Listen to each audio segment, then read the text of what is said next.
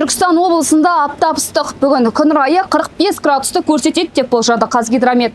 Бұл мәліметтің қаншалықты рас екенін тексеру үшін арнайы көшеге шықтық. Өйткені жергілікті тұрғындар ресми мәліметке сенбейтін көрінеді. Қазір мына ауа райының қанша градус екенін көрсететін құрылғыны осында 30 минутқа қалдырамыз. Кейін сіздерге нәтижесін көрсетеміз. Қазір жаңа погода 42 градус деп айтып отыр. Әлі сағат 11. Қазір 47-ге барады деп отыр бүгін. Мына ыстыққа енді шыдай алмай жатырмыз расында. Енді амал жоқ. Бұл барлық жерде болып жатқан ыстық қой. Аллам сабыр берсін, денсаулық берсін. Ауа райы ыстық. Әрең шыдап жатырмыз. Енді денсаулығымызға байланысты. Азанда кегеміз, азын салқында кегеміз. Енді шықтық. Дәрігер көрініп, үйде кондермасына шығып жатқан жоқ. 24-7 қосылып тұр. Қазір жаңа көрдім ғой, 42-43 градус болды. Сағат 4-те 44 болады.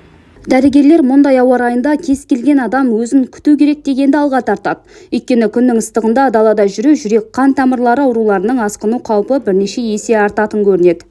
Ең бірінші жаңа күн сәулесі, ультракүлгін сәулесі зиянды сәуле бөлінеді. Сағат 10-нан ары қарай кәмелет жасқа толмаған балдар, жас балдар, қан қысымы жоғары қарт кісілер, жүкті әйелдер, лажы болса сол уақыттарда сыртта жүру несін шектесе уақытын.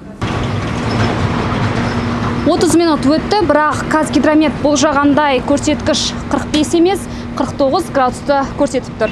Синоптиктер алдағы күндері де аптаптың беті қайтпайтынын айтады. Сондықтан суды көбірек ішіп, үйден таңғы немесе кешкі салқында ғана шыққан абзал. Жазира Жұмабек, Балтабай Аружан, Шындық ақпараттық порталы.